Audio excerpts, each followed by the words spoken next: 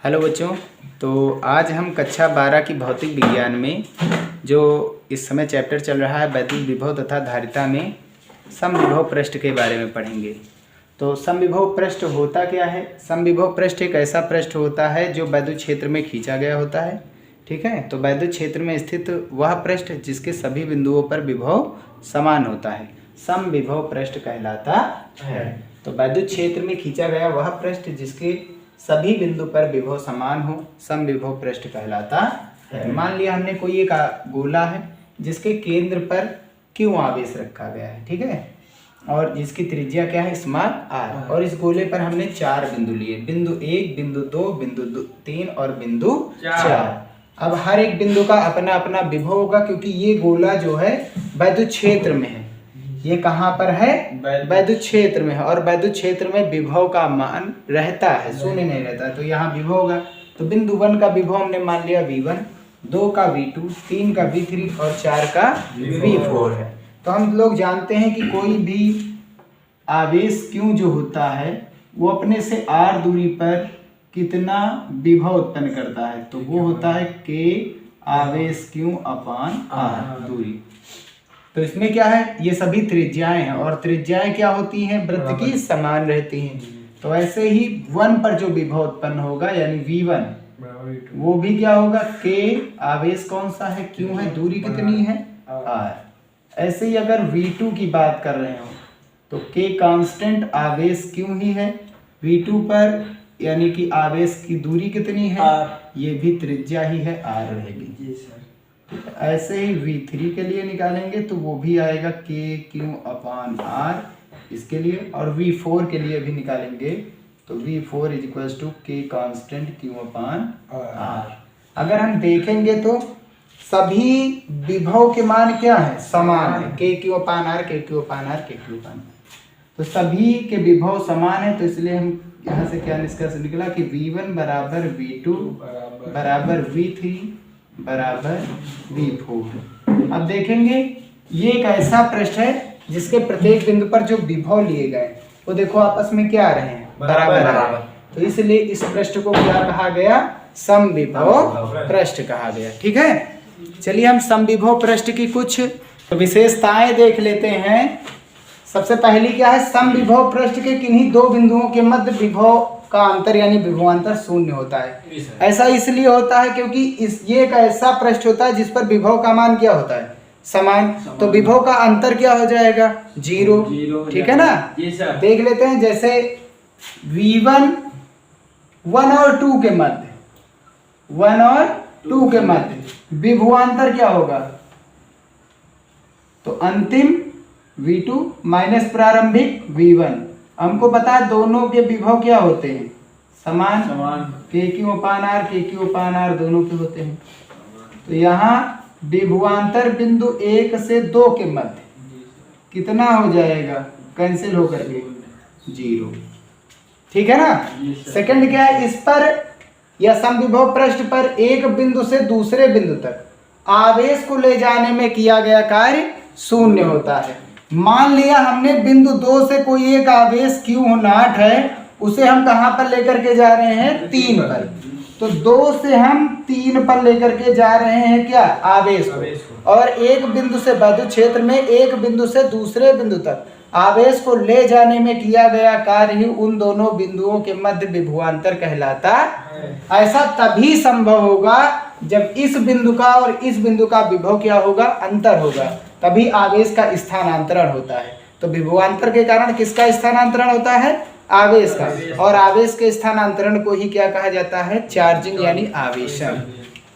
तो इसमें क्या होगा? विभवांतर क्या होगा? यानी 2 और 3 के मध्य विभव का अंतर बराबर क्या होता है? कार्य बटे लाया गया आवेश। कौन सा आवेश लेकर के जा रहे हैं? Q0। तो Q0 आवेश को हम क्या कर रहे हैं? बिंदु 2 से 3 तक ले जा रहे हैं। तो हमको पता है कि इसमें विभवांतर का मान क्या होता है? समविभव पृष्ठ में 0 होता है। तो ऐसे ही ये 2, 3 का मान भी क्या हो जाएगा? 0 हो जाएगा। V2, 3 यानी V2 और V1 विभव का अंतर, दोनों विभव समान है, अंतर क्या हो जाएगा? 0। बराबर में क्या आ गया? W बटा Q0। Q0 का 0 से गुणा कराएंगे तो W का मान कितना बच जाएगा? 0। यानी कार्य कितना करना पड़ रहा है? 0। तो आवेश को ले जाने में कार्य ही नहीं करना पड़ेगा, ऐसे ही आवेश जाएगा। अब तीसरा क्या होता है? समविभव पृष्ठ पर वैद्युत क्षेत्र सदैव लंबवत होता है, यानी जो वैद्युत क्षेत्र होता है वो समविभव पृष्ठ के लंबवत होता है। ऐसा क्यों होता है? मान लिया ये समविभव पृष्ठ है और यहाँ पर कोई एक आवेश प्लस क्यू है, केंद्र पर रखा, तो इसके कारण जो वैद्युत क्षेत्र जाएगा प्लस क्यू के वो क्या होता है? दूर जाता है। माइनस क्यू होता तो क्या होता? पास आता। हमको पता है अगर ये कोई वृत्त है और इस वृत्त का हम इस बिंदु पर लंब निकालना चाहते हैं, तो इस बिंदु के लंब ज्ञात करने के लिए हम केंद्र से क्या कर देते हैं? एक रेखा खींच देते हैं और ये क्या हो जाती है? पृष्ठ पर कितने अंश का कोण बनाती है? 90। तो यहाँ पर ये कितने अंश का कोण बनाएगी? 90, क्योंकि ये रेखा तीन केंद्र से जा रही है। कहाँ जा रही है? केंद्र से। तो इसीलिए वैद्युत क्षेत्र जो होता है वो समविभव पृष्ठ पर क्या होता है? लंबवत होता है। ठीक है, तो यहाँ पर ये समविभव पृष्ठ खत्म होता है। चलिए हम आगे का टॉपिक देखते हैं। तो नेक्स्ट टॉपिक है कि वैद्युत स्थितिज ऊर्जा क्या होती है। तो वैद्युत स्थितिज ऊर्जा अनंत से आवेशों को लाने में किया गया कार्य ही वैद्युत स्थितिज ऊर्जा कहलाती, और ये जो कार्य होता है ये बल के विरुद्ध होता है। तो ऐसा होता क्यों है? तो इसके लिए हम सबसे पहले क्या जानेंगे? डेरिवेशन, और जिसमें क्या है? दो आवेशों के निकाय की स्थितिज ऊर्जा। ठीक है, तो आवेश लाएंगे, पहला आवेश लाएंगे, एक आवेश का क्यों नहीं बना? ये भी है कॉन्सेप्ट अपना। दो आवेश लाएंगे तो उसमें कार्य करना पड़ेगा, एक आवेश लाएंगे तो कार्य करना ही नहीं पड़ता है, तो इसलिए स्थितिज ऊर्जा भी नहीं आएगी। लेकिन जब दूसरा आवेश लाते हैं तो पहले से ही आवेश रखा रहता है और वो अपने चारों ओर क्या उत्पन्न कर देता है? वैद्युत क्षेत्र। अब उस वैद्युत क्षेत्र में जब हम दूसरा वाला आवेश लेकर के आते हैं तो हमको बल के विरुद्ध कार्य करना पड़ता है, तब वो कहलाता है स्थितिज ऊर्जा।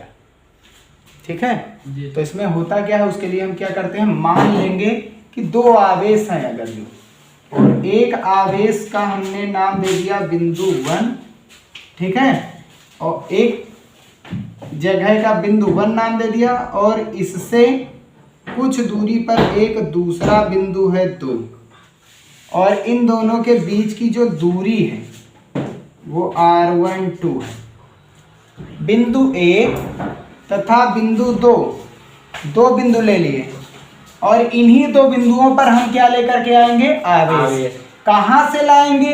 अनंत से, तभी तो वो होगा कार्य। ठीक है ना? तो मान लिया एक बिंदु 1 है और जो दूसरा है वो कौन सा बिंदु है? 2।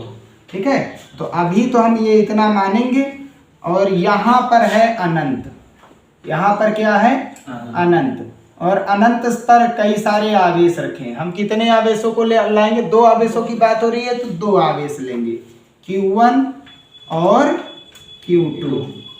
ठीक है, जब Q1 आवेश को हम उठा करके ला करके बिंदु 1 पर रखेंगे तो क्या बिंदु 1 के चारों ओर पहले से ही कोई आवेश है? कोई आवेश नहीं। तो कोई आवेश नहीं है तो क्या कोई वैद्युत क्षेत्र होगा? नहीं होगा। और जब वैद्युत क्षेत्र ही नहीं है तो क्या विभव का मान आएगा? नहीं आएगा।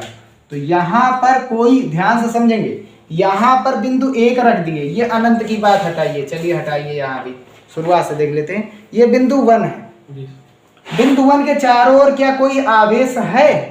जब आवेश नहीं है तो क्या आवेश का क्षेत्र यानी वैद्युत क्षेत्र होगा?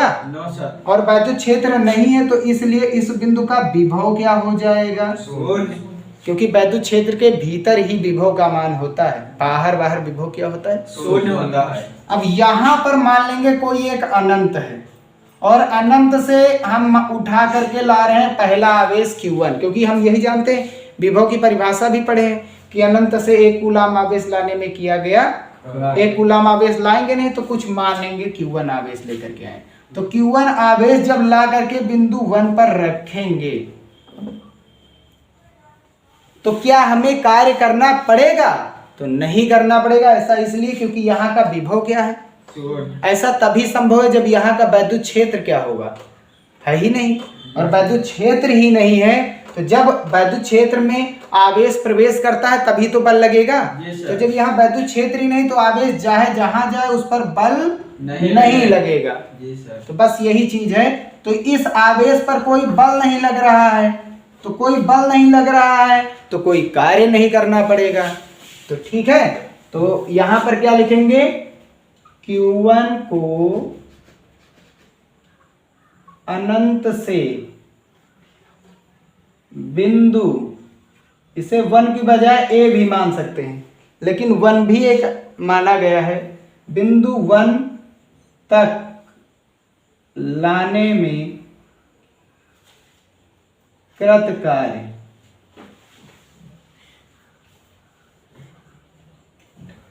ठीक है, ठीक है। तो Q1 आवेश को अनंत से बिंदु 1 तक लाने में किया गया कार्य। हमको पता है विभव बराबर क्या होता है, कार्य बटा लाया गया आवेश। कौन सा आवेश लाया गया है, Q1। जिस बिंदु पर लाया गया उस बिंदु का विभव क्या है, V1।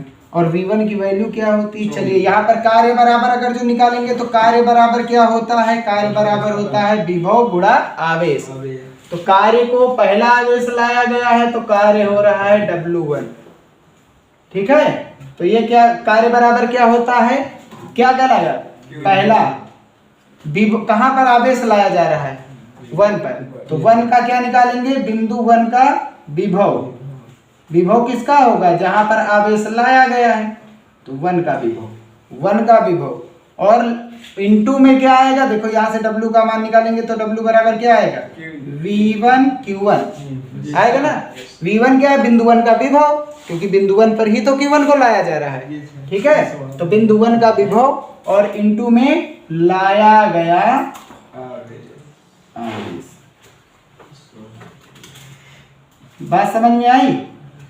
तो सूत्र क्या होता है, कार्य बराबर उस बिंदु का विभव जहां पर आवेश को लाया गया है और गुणे में लाया गया आवेश, क्योंकि W बराबर क्या होता है, VQ। अब बिंदु 1 का विभव कितना है, बिंदु 1 का विभव कितना है, V, पहला तो V1 है, और इनटू लाया गया आवेश कौन सा है, Q1। अब क्योंकि हम लोग जानते ही हैं कि V1 का मान कितना है, तो ये कार्य भी कितना आ जाएगा, तो इसलिए एक आवेश को लाएंगे तो कुछ कार्य नहीं करना पड़ता है, तो स्थितिज ऊर्जा भी नहीं आती है। अब क्या होगा, अब 1 से कुछ दूरी पर एक कोई दूसरा बिंदु है जिसका नाम क्या है, 2, और वो दूरी क्या है, R12। कौन सी दूरी है, 1 और 2 के बीच की दूरी R12 है। ठीक है ना। अब इसमें क्या होता है, अब क्या बिंदु जहां पर हम आवेश ला रहे हैं उसके चारों ओर क्या कोई आवेश है, तो हाँ है, क्योंकि अब हम Q1 आवेश को ला करके यहां जब रखे तो कार्य नहीं करना पड़ा, लेकिन Q1 आवेश यहां आ चुका है। अब ये चारों ओर क्या उत्पन्न करेगा, वैद्युत क्षेत्र, और वैद्युत क्षेत्र के भीतर ये बिंदु 2 आएगा कि नहीं आएगा, तो इसका जो विभव होगा वो क्या हो जाएगा, V2 बराबर कितना होगा, तो इस V2 किसके वैद्युत क्षेत्र में रखा है, Q1 के। तो V, ये हमने पढ़ा है कि कोई एक आवेश जो होता है अपने से R दूरी पर कितना विभव उत्पन्न करता है, KQ/R।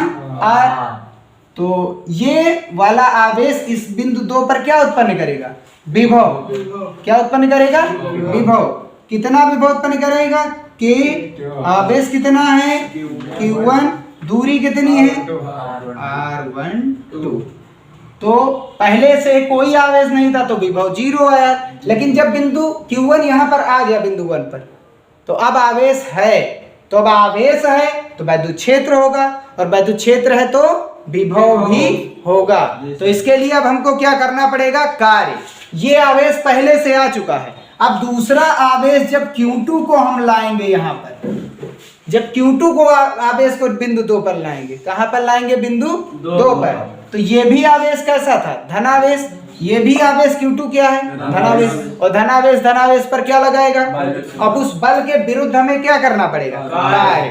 तो बिंदु 2 को जब हम यहाँ पर लाएंगे तो Q1 पहले से ही था, अब वो क्या करेगा, इस वाले आवेश को लाने में हमें कार्य कराएगा। क्या कराएगा, कार्य कराएगा। ठीक है ना, बात समझ में आई। तो अब Q2 आवेश को अनंत से कहां पर ला रहे हैं, 2 पर, बिंदु 2 पर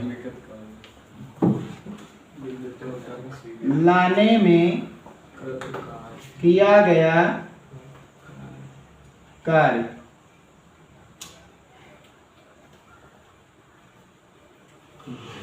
तो ये क्या आ जाएगा, W2 आएगा, W2। अब कार्य बराबर क्या होता है, विभव गुणा आवेश। विभव क्या होगा, जिस बिंदु पर आवेश को लाया जा रहा है। किस बिंदु का विभव लिया जाएगा, 2 का। तो बिंदु 2 का क्या लिया जाएगा, विभव। बिंदु 2 का विभव क्या है, V2।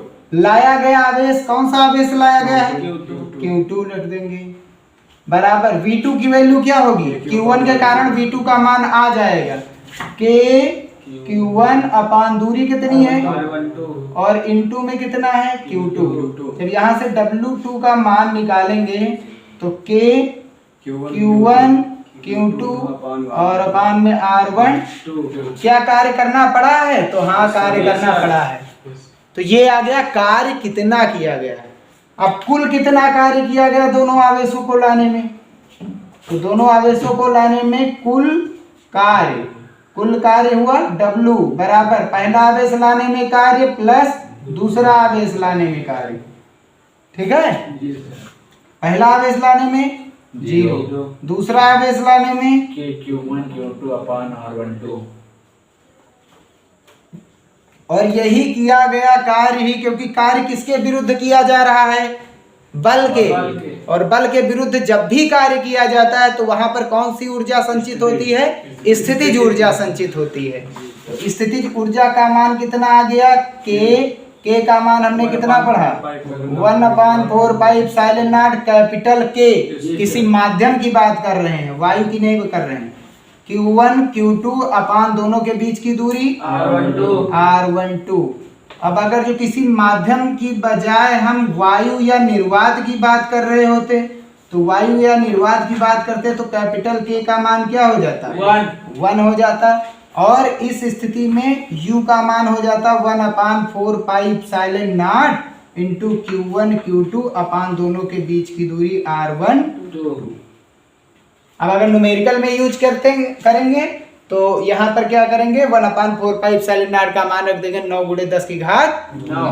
ठीक है ना, तो ये इतना था। तो नेक्स्ट देखते हैं डेरिवेशन, 3 आवेशों के निकाय की स्थितिज ऊर्जा। तो अभी तक जैसा था वैसा ही रहेगा। पहला आवेश लाने में कोई कार्य नहीं करना पड़ेगा। फिर जब दूसरा आवेश लाते हैं कहाँ पर, बिंदु 2 तक लेकर के आते हैं, तो पहले आवेश एक उत्पन्न हो चुका है, वो दूसरे वाले आवेश को लाने में क्या कराएगा, बल लगाएगा। तो इसके लिए हमें कार्य करना पड़ेगा। तो ये आ गया था। अब हम देखेंगे 3 आवेश के लिए। तो पहला क्या बना, बिंदु 1 जिसका विभव क्या है V1। पहले से ही चारों ओर कोई आवेश नहीं था तो मान क्या हो गया, 0। अब इससे कितनी दूरी पर, इससे मान लिया ये बिंदु 1 है और इसका विभव है V1 जो कि 0 है। इससे R12 दूरी पर एक दूसरा बिंदु था 2। कौन सा बिंदु था, दूसरा बिंदु। और इस पर कौन सा आवेश लेकर के आके रखे थे, Q2। इस पर कौन सा आवेश ला करके रखे, Q1। और इसका विभव क्या था, V2। ठीक है, अब हम तीसरा आवेश लेकर के आएंगे। तो अनंत से हम क्या करेंगे, यहाँ पर एक बिंदु 3 है, ABC नाम दे सकते हैं। इसको A नाम दे दो, इसको B नाम दे दो, इसको C नाम दे दो, कोई दिक्कत नहीं। ठीक है, तो अब क्या करेंगे, 2 आवेश तो आ चुके हैं, Q1 Q2, और अब कौन सा लाएंगे आवेश, Q3। तो जब Q3 आवेश को कहां पर लेकर के आएंगे, तीसरे बिंदु यानी बिंदु C यानी 3 पर। तो अब हमें और कार्य करना पड़ेगा, क्योंकि हमको पता है यहां पर जो विभव उत्पन्न होगा V3, वो 2 लोग उत्पन्न करेंगे। कौन कौन, पहले से एक आवेश जो उत्पन्न है Q1, वो इस पर बल लगाएगा, और साथ ही साथ इस बार Q2 भी इस पर क्या लगाएगा, बल लगाएगा। तो यानी हमको कार्य और ज्यादा करना पड़ेगा। यहाँ पर ये वाला आवेश भी विभव उत्पन्न करेगा, क्योंकि ये वाला बिंदु इसके वैद्युत क्षेत्र में भी है और इस वाले के भी वैद्युत क्षेत्र में है। तो यहाँ पर 2 लोग विभव उत्पन्न करेंगे, पहला तो Q1 वाला और दूसरा Q2 वाला। तो यहाँ पर 2 विभव उत्पन्न करेंगे होंगे। मान लिया जो Q1 वाला विभव उत्पन्न हो रहा है वो है VQ1, या मान लेंगे इसे V डैश, और जो Q2 वाला है आवेश वो यहाँ पर जो विभव उत्पन्न कर रहा है वो क्या है, QV डबल डैश। दो विभव उत्पन्न होंगे, एक ये वाला और एक ये वाला। अब दूरी क्या हो जाएगी, सबसे छोटी दूरी क्या होगी इन दोनों के बीच में, सबसे छोटी दूरी यही होगी, ये हो जाएगी सबसे छोटी दूरी। अब ये 3 तीसरा बिंदु है, ये पहला बिंदु है, इन दोनों के बीच की दूरी R13 रख देंगे। ये तीसरा बिंदु है, ये दूसरा बिंदु, इन दोनों के बीच की दूरी R23 कर देंगे। तो यहाँ पर V डैश की वैल्यू कितनी आ जाएगी, V3 equals to V dash की वैल्यू यहीं पर देख लेते हैं। तो V डैश चलिए लास्ट में यहाँ पर देख लेते हैं। अब इस बार क्या कर रहे हैं, Q3 आवेश को, Q3 को अनंत से बिंदु 3 तक लाने में कार्य, तो 2 कार्य आ ही चुके, अब तीसरा कार्य आएगा W3। ये क्या आएगा, बिंदु 3 का विभव जहां पर आवेश लाया गया और इंटू लाया गया आवेश, कौन सा आवेश लेकर गया, Q3 बराबर V3 का मान क्या होगा, 2 लोग विभव उत्पन्न करेंगे।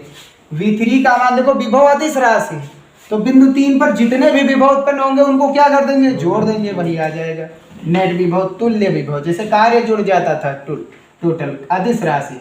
तो V3 का मान क्या आया, V डैश और V डबल डैश, और इनटू में कौन आया, Q3। चलिए वैल्यू निकाल लेते हैं।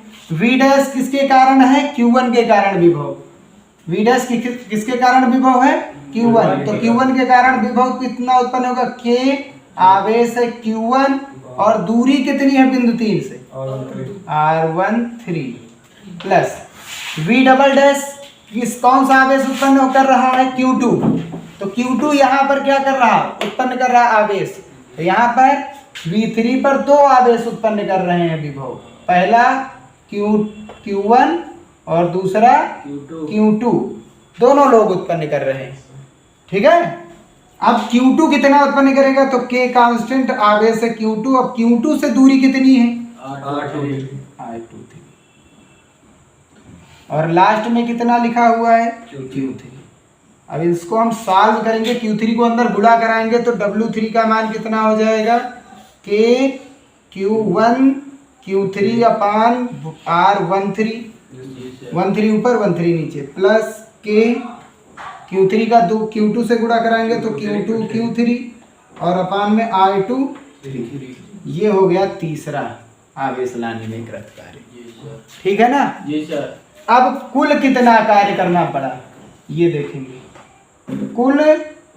कुल जो कार्य कर रहे हैं वही क्या है, हमारी स्थितिज ऊर्जा, क्योंकि जो कार्य हम कर रहे हैं वो बल के विरुद्ध कर रहे हैं, तो बल के विरुद्ध जो कार्य करता है वही स्थितिज ऊर्जा है। इसको किससे लिखते हैं, U से।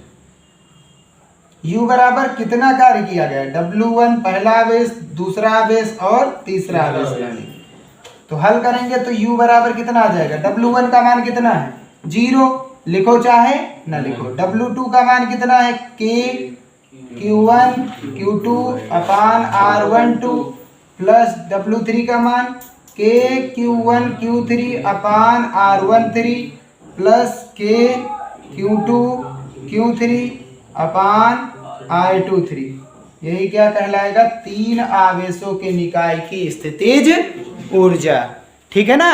ये इसका बन जाएगा डेरिवेशन।